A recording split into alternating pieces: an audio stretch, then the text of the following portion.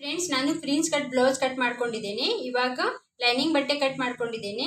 ಇವಾಗ blouse piece ಮೇಲೆ ಇವಾಗ ಹೇಗೆ ಕಟ್ ಮಾಡಬೇಕಂತ ತೋರಿಸ್ತಾ ಇದ್ದೀನಿ ನೋಡಿ.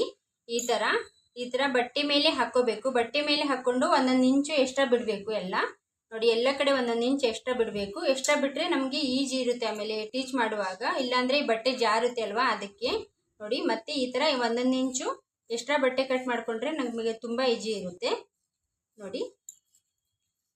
ಈ ತರ ಇದು ಒಂದು ಸೈಡ್ ಆಯ್ತು. ಈ ತರ ಇದಕ್ಕೆ ಒಂಚೂರು ಕಟ್ ಮಾಡ್ಕೋಬೇಕು. ಸೇಫ್ ಆಗಿ ಅಷ್ಟೇ ಮೆಜರ್ಮೆಂಟ್ ತರ ಕಟ್ ಮಾಡಬಾರ್ದು, ಮತ್ತೆ ನಮಗೆ ಹೊಲಿಯೋಕ್ಕೆ ತುಂಬಾ ಕಷ್ಟ ಆಗುತ್ತೆ. ಆ ತರ ನೋಡಿ, ಈ ತರ ಬಟ್ಟೆ ಎಕ್ಸ್ಟ್ರಾ ಕಟ್ ಮಾಡ್ಕೋಬೇಕು. ಆಯ್ತು ನಮ್ಮ ಕಟಿಂಗು ನೋಡಿ. ಈ ತರ ನೋಡಿ ಗೈಸ್, ಇದು ಫ್ರಿನ್ಸ್ ಕಟ್ ಬ್ಲೌಸು ಎಲ್ಲ ಕಟಿಂಗ್ ಆಗಿದ್ದೆ.